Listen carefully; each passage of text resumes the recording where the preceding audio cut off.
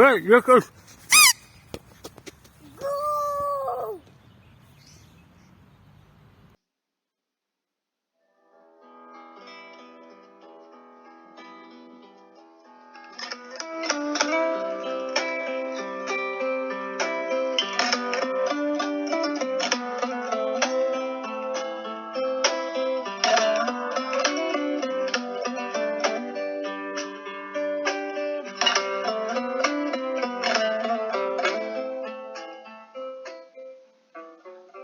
Сәлем достар, қош келдіңіздер ақылды жүйелер және IoT YouTube каналына. Сіздермен бірге мен Амантұр Амангелдіұлы.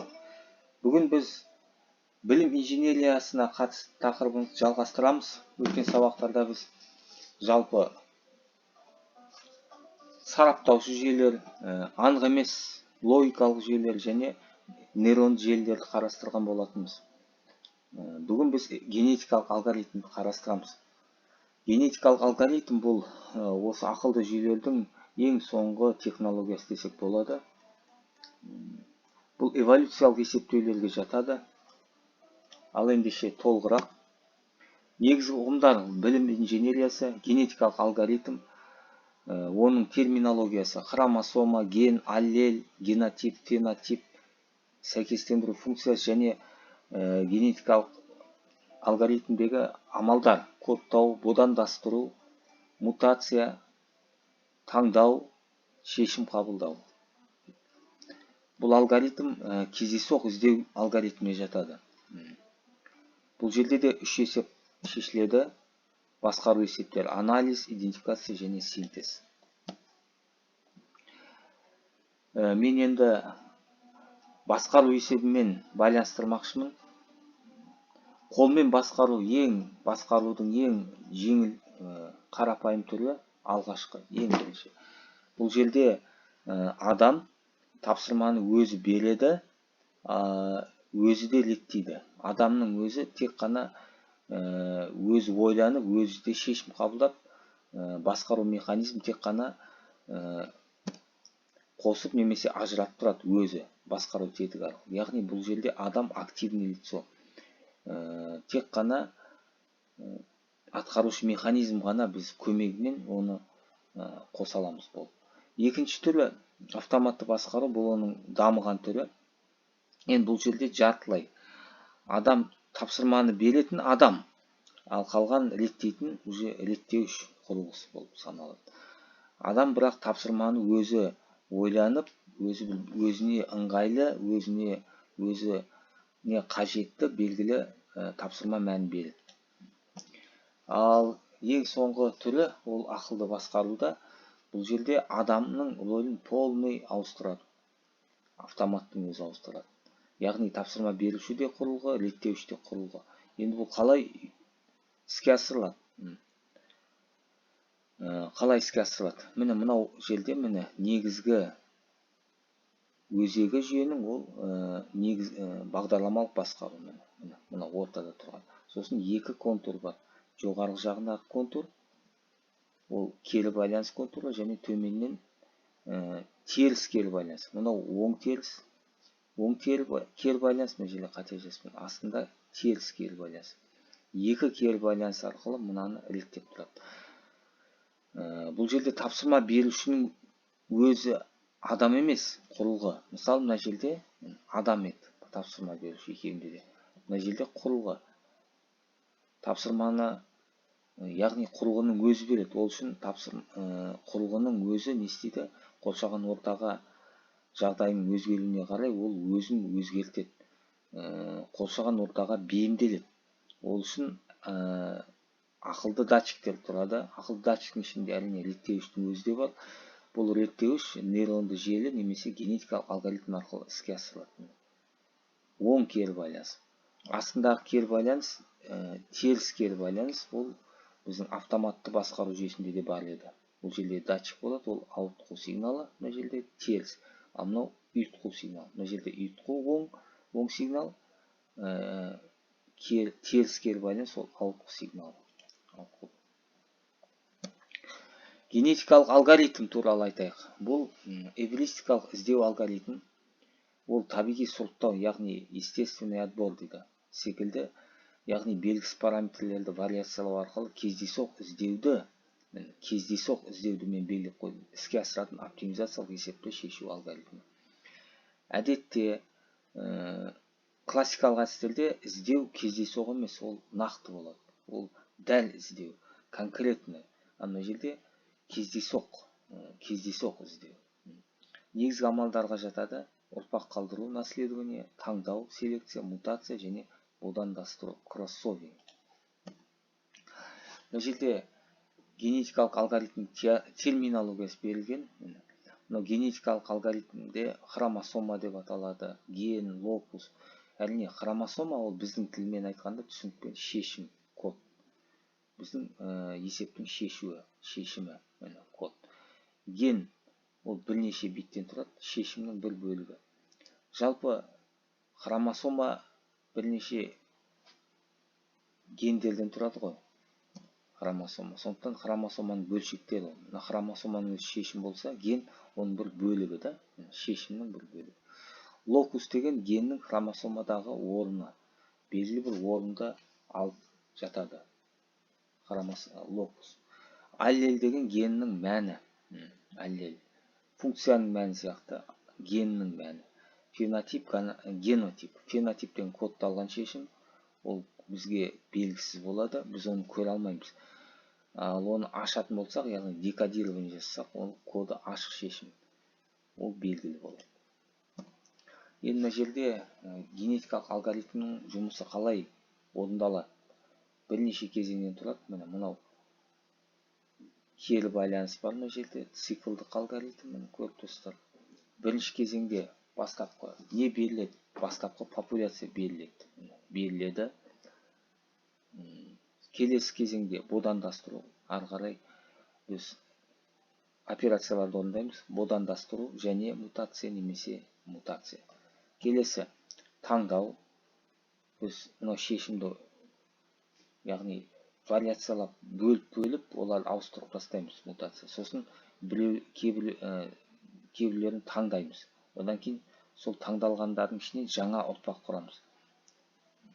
Жаңа ұрпақ. Одан кейін тексереміз мына жерде. Тексерген кезде біз фитнес функшн дедім, сәйкестендіру функциямен біздің шешіміміз тексереміз. Егер нәтижеге жетсек, яғни белгілі бір қателік шарт бойынша сол орындалса, онда ары қарай нәтижелік популяцияны аламыз. Ал егер жетпесек, онда кері байланыспен қайталай береміз. Осылай мынау операциялар қайталана береді, пока біздің шарт орындалғанға дейін. Нәтижеде орындалса, нәтижелік популяцияны аламыз. Генетикалық алгоритмнің үлкен бір маманы Радштейн, кеңес одағында үлкен профессор, доктор. Бұл кісі осы алгоритмді өзінше былай түсіндіреді. Мынау да өте түсінікті болып тұр. Бастапқы шешім. Хромосома деді, шешім беріледі бізге. Бастапқы шешім. Бұл жерде бастапқы шешім да, мынау ең соңғы шешім. Ол шешім біз кодтаймыз. Кодталғаннан кейін хромосомаға айналады, 0 мен 1-ге. Одан кейін бодандастырамыз. Яғни бірін жартысын бөлеміз де, оны араластырып жібереміз. Одан кейін мутацияда ол бір генді ғана ауыстырамыз. 0,1, 1,0. Әшейін бір генді ғана ауыстыру, мутация. Мынау жартылай бөліп, оның тұтастай екеуін алмастыру, ол бодандастыру деп аталады. Одан кейін бағалаймыз. Бағалағаннан кейін біз кері кодтаймыз, декодирование деп айтады. Сосын ары қарай таңдау жасаймыз, барабан арқылы таңдаймыз. Мынау рулетка айналып тұрады, соның біреуін таңдаймыз. Сосын жаңа популяция құрамыз, қайтадан кері байланыс циклға. Шешім өзгерді, мына жерде шешім еді, 0 шешім, мынау бірінші шешім. Қайтадан сол цикл жалғасып қайталанады, кете береді, пока мына жерде фитнес функшнмен салыстырғанда, мына жерде біздің мақсатымыз ғой, фитнес функшн, сонымен салыстырғанда дұрыс болса ғана біз ол шешімді аламыз. Дұрыс болмаса, қайтадан айналдырып жуықтай береміз. Дәлірек келгенше шешімге. Ал мына жерде біз генетикалық алгоритмді сараптауыш жүйеде қалай қолданамыз? Жалпы сараптауыш жүйемен өткен сабақтарда айтқан болатын.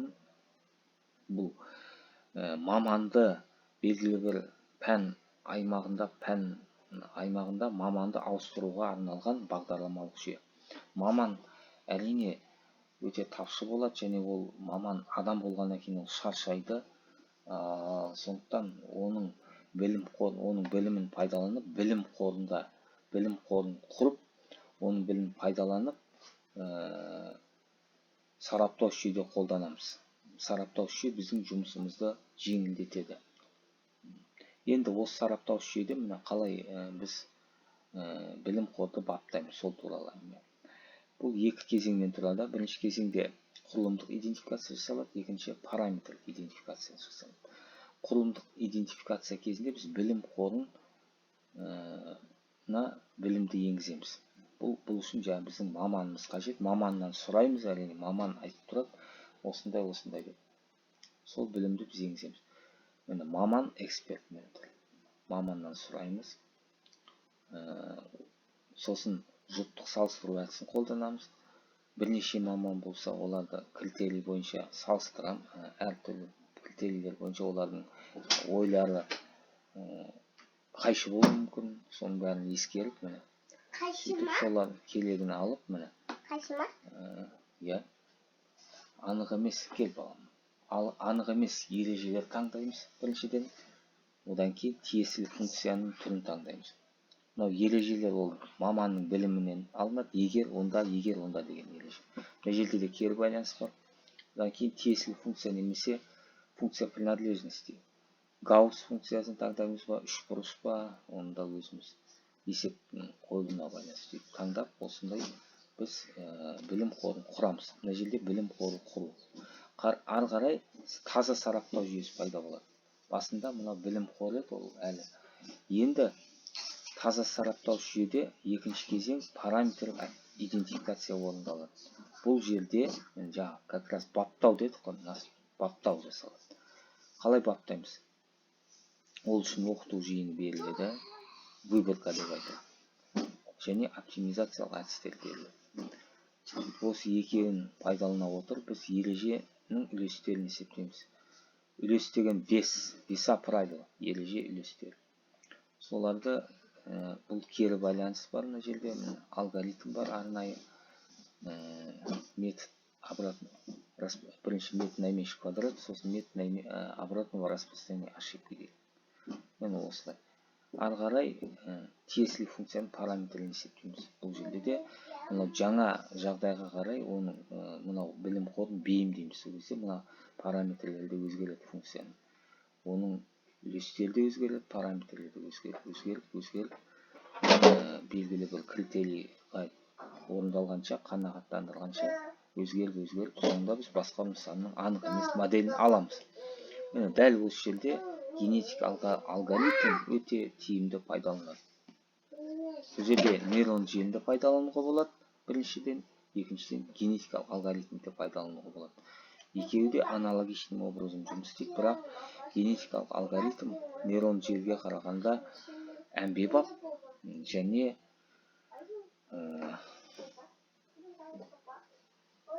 тиімді болып саналады. Міне генетикалық алгоритмнің артықшылығын айтып кетейін. Оның артықшылығына екі проблема бар.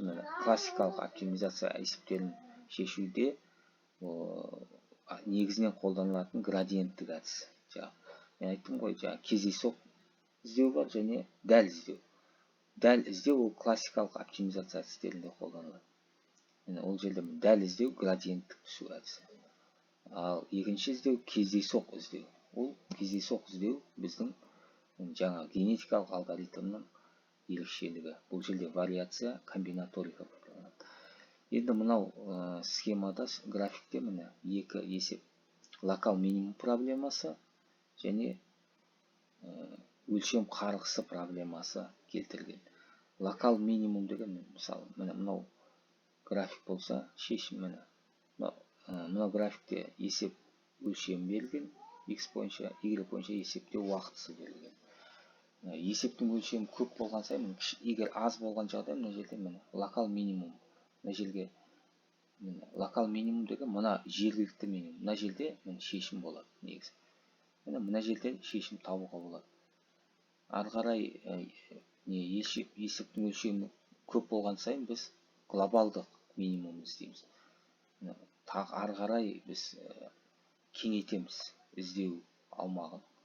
Мынаны табамыз. Бұл жерде міне бұл жердің проблемасы неде?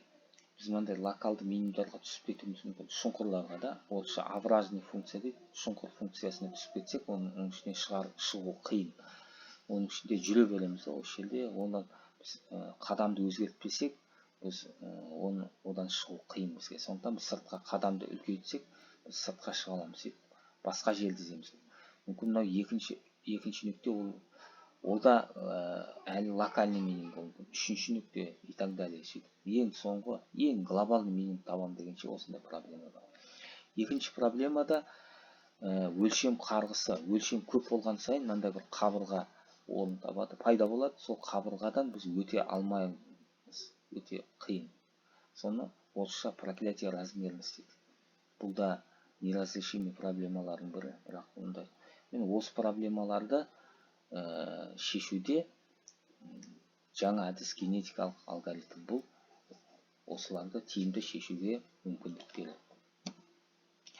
Мынандай кітаптар бізге қажет. Міне Ротштейн жаңа айтқанмен үлкен ғалым осы ақылды жүйелер бойынша. Оның алғашқы осы кеңес одағында және әлемдік деңгейдегі мынау үш проблеманы, үш түрлі анық емес логиканы, нейрон желілер және генетикалық алгоритмдерді бір кітапта жинап осындай кітап шығарды. Бұл әлемдік әдебиетте, ғылымда үлкен бір монография. Одан кейін кітап кеше айтылды, экспертная система туралы мынандай кітап, генетический алгоритм, сосын Курейчик дегенде бұл кейінгі ғалым, бұл да көп үлкен осы салада көп мәселелер шешкен адам. Міне осы біздің сабағымыз осымен бітті. Жақсы, сау болыңыздар.